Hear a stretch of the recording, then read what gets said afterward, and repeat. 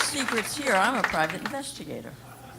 That's what I really do. And so I was getting dressed for work one morning, which consisted of putting on a white t-shirt, a red check blouse, excuse me, a blue sweater, and a green hoodie, and a pair of shorts and sneakers because it was the middle of the summer.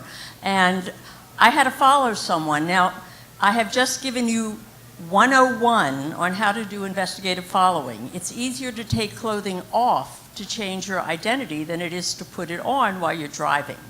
And I needed to follow somebody all day. So I had my hair put up in a hat, and I was ready to go. I ran out to my car and turned on the motor, and it didn't.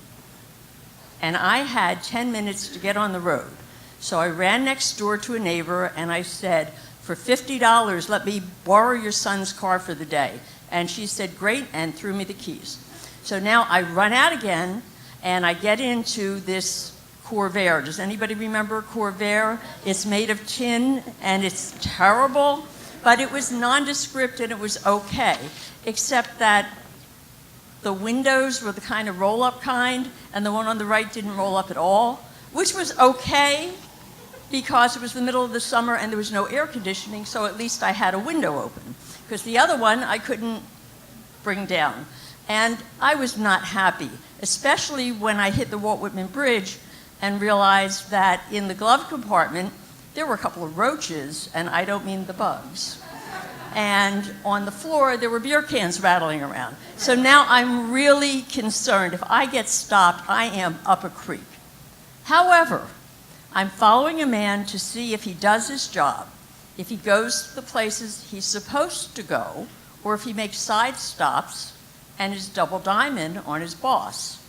Well, I do a pretty good job.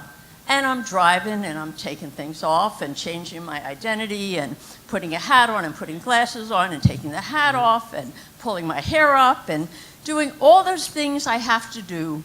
And the man does nothing but his job, which is great.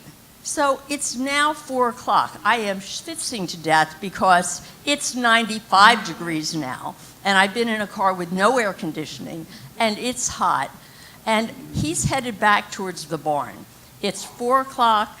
He has to check in at 4:30. We're fine. No problem. So I give him plenty of room. He's in the far right lane, headed north. I'm in the left-hand lane. No problem, except all of a sudden, he pulls off. No signal, nothing. And what am I going to do? I have to cut across 4 lanes of traffic and follow him. I am on his ass. There is no other place to be. And I'm going to blow it. But if I'm going to blow it, it's the end of the day. It doesn't matter already. And he makes another turn, and he makes a sudden turn. And I have no way to go but to turn behind him. And somebody pulls in behind me, and now I'm stuck between my subject and someone else. There's nowhere to hide. And I realize I'm in line for a car wash. He goes into the tunnel, and I fall across the seat and try to raise the window. The window's not about to raise.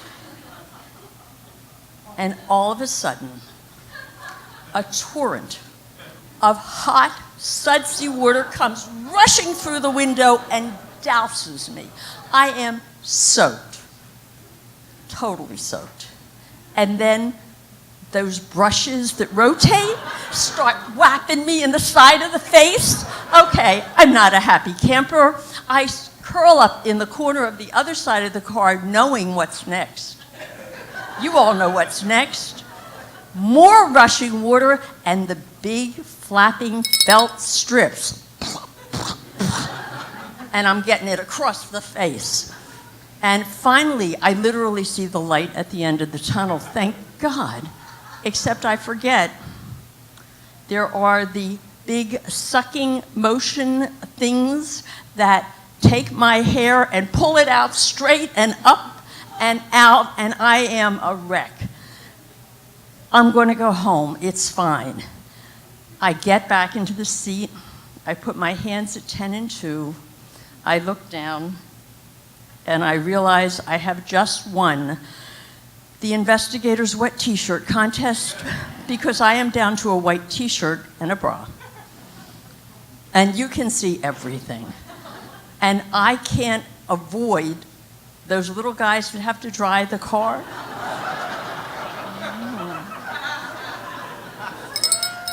Well, the guy on the left just stares at my nipples. I mean, he just stares. The guy on my right tries to do his job, except there's no window there and his hand goes through. And then he's staring at my nipples. And then I'm staring at them because what the hell else am I supposed to do? And I reach into my pocketbook and I pull out a $10 bill and I hand it to the guy, and finally I can go. I may be an investigator who has lost her dignity, but I am an investigator who has never lost her man. Thank you.